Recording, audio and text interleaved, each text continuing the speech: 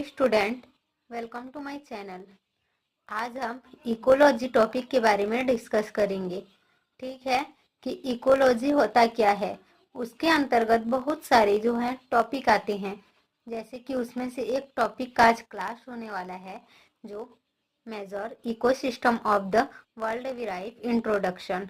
मतलब जितने भी जो इकोसिस्टम है, जितने भी पारिस्थितिकी हैं, उन सभी का संक्षिप्त परिचय होने वाला है कि ये क्या होता है, किस प्रकार से पाया जाता है, इसके एग्जाम्पल कौन कौन से हैं। ठीक है, तो हम सबको देखेंगे। अच्छे से समझने के लिए वीडियो के अंत तक बने रहिए। चलिए स्टार्ट करते हैं।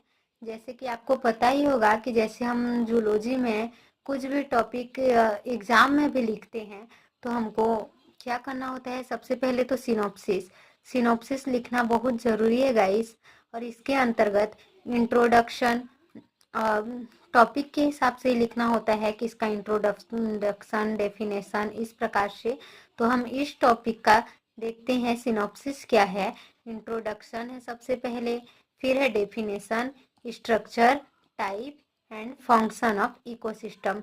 इसको आप सीधा से लिखेंगे क्योंकि मैं यहाँ पे ऐसे ही लिख दी हूँ। चलिए स्टार्ट करते हैं। सबसे पहले इकोलॉजी क्या होता है। ठीक है, इकोसिस्टम या इकोलॉजी क्या होता है। देखिए इंट्रोडक्शन में, living beings have to life there. मतलब यहाँ क्या होता है, लिविंग बींग्स को चारों ओर के वातावरण के साथ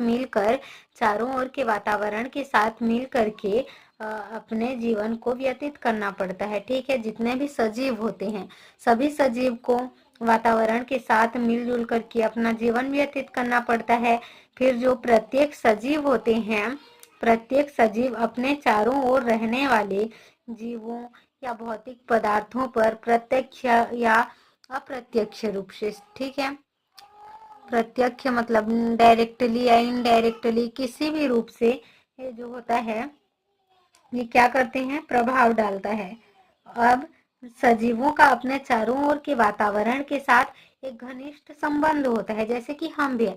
तो जितने भी हमारे चारों ओर के वातावरण है, जो पर्यावरण है, उससे घनिष्ठ संबंध होता है।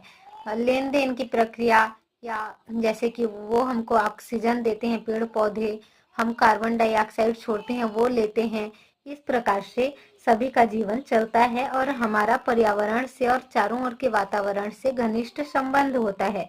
इस संबंध को वैज्ञानिकों ने इकोलॉजी कहा है। ठीक है, क्या कहा है, इकोलॉजी कहा है। अब देखिए इकोलॉजी के क्षेत्र के आधार पर जो होता है, इसको 2 भागों में डिवाइड किया जाता है कि जैसे एनिमल इकोलॉजी, प्लांट इकोलॉजी आदि। ठीक है, अब इकोलॉजी जो होता है, इस शब्द को सर्वप्रथम तो अर्नेस्ट हैकेल ने 1869 में प्रस्तुत किया था। जानना भी जरूरी है। ठीक है, कंपटीशन एग्जाम में बहुत काम आते हैं। इकोलॉजी शब्द की उत्पत्ति जो होती है ग्रीक भाषा के शब्द ओइकोस, मतलब जिसका अर्थ निवास होता है, रहना होता है, एवं लोगोस जिसका अर्थ होता है अध्ययन। ठीक है, इस प्रकार से सभी का अध्ययन करना ही इकोलॉजी कहलाता है। अब है डेफिनेशन। देखिए इकोसिस्टम जो होता है, इकोसिस्टम एग्रीगेटेड सिस्टम होता है। ठीक है, एग्रीगेट सिस्टम होता है और इसमें जो बायोटिक एंड एबायोटिक फैक्टर के इंटरेक्शन से बनता है। इकोसिस्टम एग्रीगेट सिस्टम होता है formed by the interaction of biotic and abiotic factor. मतलब कि यह इकोसिस्टम एग्रीगेट सिस्टम होता है जो कि बायोटिक एंड एबायोटिक फैक्टर के इंटरेक्शन से बनता है। Ecosystem, the term ecosystem was first coined by AG Tansley. मतलब क्या होता है, इकोसिस्टम को सबसे पहले एज टेंसले ने 1935 में दिया था। ठीक है, ऐसे ही बने रहिए वीडियो के लास्ट तक। लास्ट में आपको नोट्स भी दिया जाएगा गाइस, इसमें डिस्क्रिप्शन में लिंक डाल दिया जाएगा जिससे आप नोट्स ले सकते हैं और समझ सकते हैं। ठीक है, फिर देखेंगे हम स्ट्रक्चर ऑफ इकोसिस्टम। मतलब इसका स्ट्रक्चर क्या होता है, देखिए एबायोटिक कंपोनेंट और बायोटिक कंपोनेंट्स 2 प्रकार के होते हैं। एबायोटिक कंपोनेंट के अंतर्गत फिजिकल फैक्टर आता है और एक केमिकल फैक्टर। इसका एग्जाम्पल क्या है? फिजिकल फैक्टर का एग्जाम्पल जो होता है वो टेम्परेचर, लाइट एंड रेन होता है। ठीक है, टेम्परेचर, लाइट और रेन होता है। और जो केमिकल फैक्टर होते हैं उसका एग्जाम्पल एलिमेंट्स, गैस, प्रोटीन। ठीक है, एलिमेंट, गैस और प्रोटीन होता है।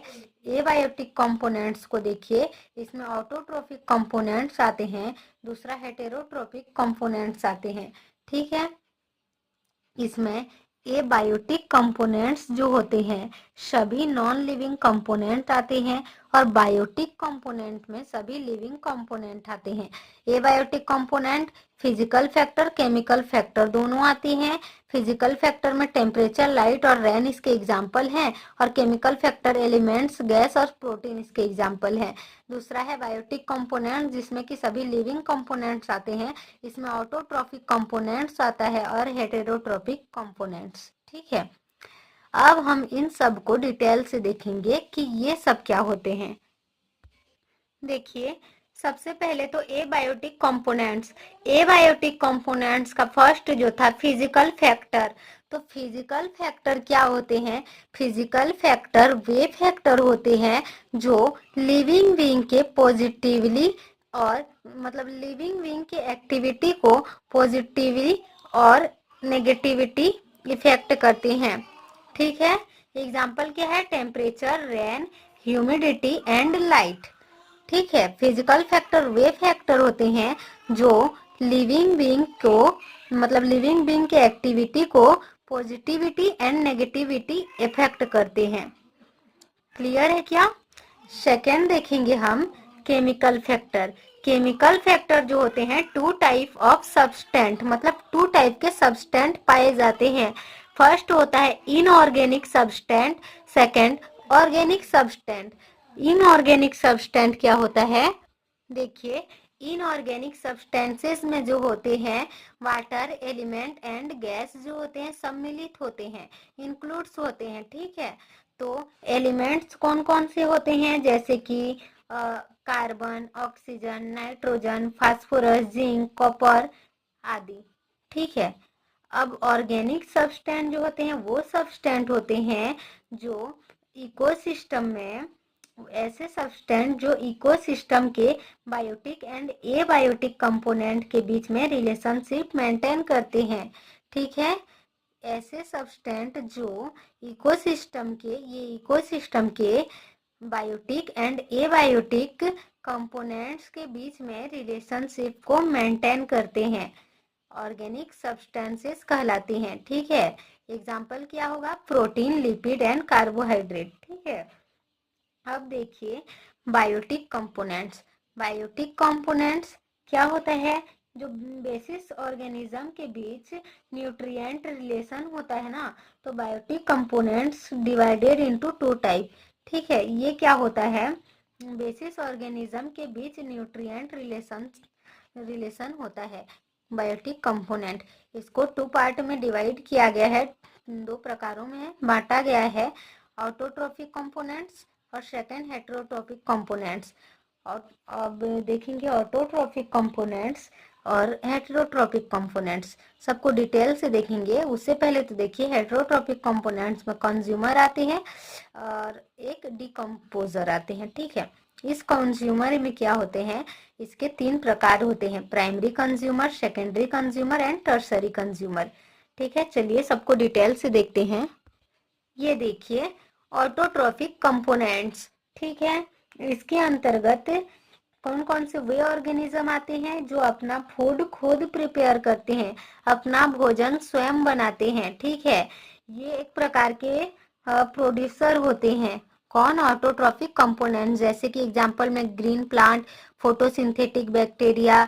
इसमें ग्रीन प्लांट जो होते हैं, छोटे छोटे हरे भरे पौधे जो होते हैं, वो क्योंकि अपना भोजन स्वयं बनाते हैं सूर्य की प्रकाश से, CO2, O2 इस प्रकार से। ठीक है, इसमें synthesize complex substance from simple substances by fixing solar energy, मतलब इसमें सोलर एनर्जी भी होता है। ठीक है, जैसे फोटोसिंथेटिक बैक्टीरिया कहा गया है, तो ये होता है ऑटोट्रोफिक कंपोनेंट। सेकेंड देखेंगे हेटेरोट्रोपिक कंपोनेंट। हेटेरोट्रोपिक कंपोनेंट क्या होता है? हेटेरोट्रॉफिक कंपोनेंट्स के अंतर्गत मतलब वो ऑर्गेनिज्म आते हैं, ठीक है, वो ऑर्गेनिज्म आते हैं जो कि अपने फूड के लिए किस पर डिपेंड होते हैं, ट्रॉफिक कंपोनेंट्स या प्रोड्यूसर पर डिपेंड होते हैं, ठीक है।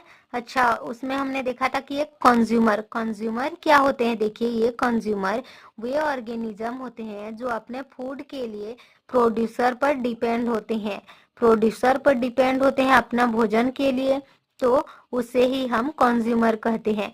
जैसे कि हम पढ़े थे कंज्यूमर में 3 प्रकार होते हैं, primary, secondary and tertiary. Primary consumer क्या होते हैं, देखिए जो कि घास खाने वाले होते हैं, शाकाहारी होते हैं, ठीक है, जैसे डियर, गॉट, रैबिट, इंसेक्ट आदि, जो कि मांसाहारी नहीं होते बल्कि शाकाहारी होते हैं, घास, हरे पत्ते इस प्रकार के खाना खाते हैं, ठीक है। सेकेंडरी कंज्यूमर क्या होते हैं, ये डिपेंड प्राइमरी कंज्यूमर पर, अपने भोजन के लिए या अपने फूड के लिए प्राइमरी कंज्यूमर पर आश्रित होते हैं, डिपेंड होते हैं या उन्हें ही खाते हैं, ठीक है। जैसे कि एग्जाम्पल के लिए फ्रॉग है, बर्ड्स हैं, लिजार्ड है, ये प्राइमरी कंज्यूमर पर डिपेंड होते हैं। थर्ड है टर्सरी कंज्यूमर। टर्सरी कंज्यूमर क्या होते हैं, ये प्राइमरी पर भी डिपेंड होते हैं और सेकेंडरी पर भी, दोनों कंज्यूमर पर डिपेंड होते हैं, ठीक है, किसके लिए, अपने भोजन के लिए। लेकिन यहाँ पे बताया गया है कि अपने भोजन के लिए सेकेंडरी कंज्यूमर पर डिपेंड होते हैं, ठीक है।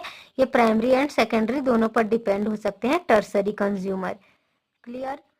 एग्जाम्पल देखिए, लार्ज फिशेस, पाइथन, लायन आदि, जो दोनों पर डिपेंड होते हैं। इतना क्लियर है क्या। अब हम देखेंगे डिकम्पोजर्स, क्योंकि हेटेरोट्रॉफिक कंपोनेंट्स में हम देखे थे एक कंज्यूमर्स और दूसरा डिकम्पोजर्स। तो डिकम्पोजर्स क्या होते हैं, they are saprophytic such as bacteria, fungi, etc, ऐसे जैसे कि ये मृत परजीवी हैं, ठीक है, जैसे बैक्टीरिया, फंजाई। और इसमें क्या होता है, जो डेड बॉडीज होते हैं, ठीक है, एनिमल के और प्लांट के पार्ट होते हैं, और इससे ही सिंपल कंपोनेंट बनता है। जैसे कि आपको पता होगा हमारे इकोसिस्टम में एनिमल के डेड बॉडीज जो होते हैं, जो मृत शरीर होता है, वो उपस्थित होता है या प्रेजेंट होता है, और प्लांट के टूटे हुए पार्ट भी इकट्ठा होते हैं, ठीक है। ये कुछ टाइम बाद मिट्टी के अंदर मिल जाते हैं, क्योंकि इनके ऊपर बैक्टीरिया और फंजाई आ जाते हैं। ये बैक्टीरिया और फंजाई आ जाते हैं तो ये मिट्टी के अंदर मिल जाते हैं, ठीक है। अब क्या होता है, ये कुछ केमिकल सिक्रेट करते हैं और ये डेड बॉडी सिंपल कंपोनेंट में चेंज हो जाते हैं, ठीक है। और डिकम्पोजर्स एनवायरमेंटल को, मतलब एनवायरमेंट को, जो पर्यावरण को होता है, उसको क्लीन करते हैं या सुरक्षित रखते हैं। क्लियर है क्या। देखिए डिकम्पोजर्स, इसमें क्या होता है, जो डेड बॉडीज ऑफ एनिमल के डेड बॉडी होंगे या मृत शरीर होगा, और प्लांट के टूटे हुए पार्ट होंगे, इनके ऊपर बैक्टीरिया और फंजाई आ जाते हैं, केमिकल जो होता है सीक्रेट होता है, और इसे इस डेड बॉडी को सिंपल कंपोनेंट्स में चेंज कर देते हैं, जिससे हमारा एनवायरमेंट जो होता है, हमारा पर्यावरण, हमारा वातावरण जो होता है, उसकी शुद्धिकरण हो जाती है, वह स्वच्छ हो जाता है, ठीक है। आगे देखिए, अब हम देखेंगे टाइप ऑफ इकोसिस्टम। इकोसिस्टम के कितने टाइप होते हैं। पहला तो नेचुरल इकोसिस्टम और दूसरा आर्टिफिशियल इकोसिस्टम। नेचुरल इकोसिस्टम क्या होता है, this ecosystem is natural.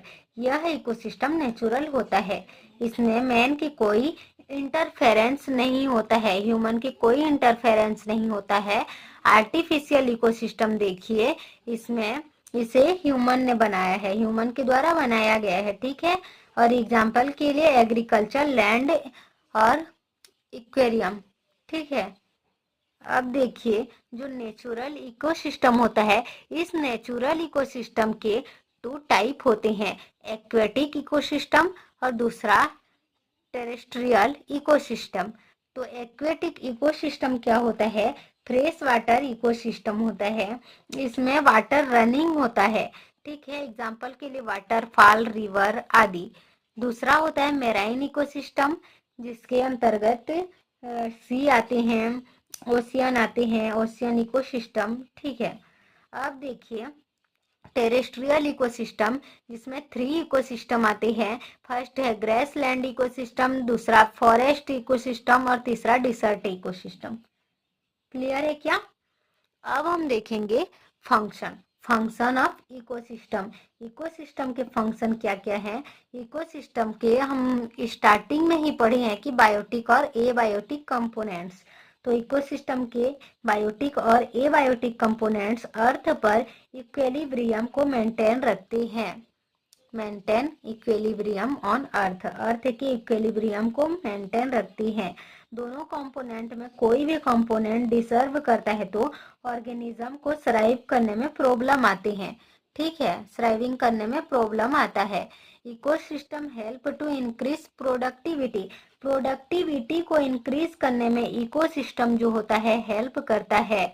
Biotic components of ecosystem help in energy flow in food chain, मतलब कि देखिए जो इकोसिस्टम का बायोटिक कंपोनेंट फूड चेन में एनर्जी फ्लो करने में हेल्प करता है। एनर्जी को तो आप जानते हैं सबके लिए उतना ही इम्पोर्टेंट होता है। तो गाइस इतना क्लियर है क्या? लिखने का तरीका भी बता दी। अब डिस्क्रिप्शन में लिंक डाल दिया जाएगा जिससे कि आपको नोट्स मिल सकती है, आप नोट्स ले सकते हैं। ठीक है, ये देखिए स्टूडेंट, एग्जाम में लिखने का बहुत ही अच्छा तरीका जिससे कि आपके फुल मार्क्स आ सकते हैं। सबसे पहले तो आप इसके लिए सिनॉप्सिस लिखेंगे। यहाँ फर्स्ट में इंट्रोडक्शन, सेकंड डेफिनेशन, थर्ड में लिखेंगे आप स्ट्रक्चर ऑफ इकोसिस्टम, फोर्थ में type of ecosystem and fifth में फंक्शन ऑफ इकोसिस्टम। इसमें लास्ट में आप रेफरेंस भी लिख सकते हैं जो कि और भी क्लियर मार्क्स देने के लिए बहुत ही इम्पोर्टेंट होता है। ठीक है, वीडियो समझ में आया हो तो वीडियो को एक लाइक एंड चैनल को सब्सक्राइब जरूर करें। थैंक यू ऑल, मिलते हैं नेक्स्ट वीडियो में।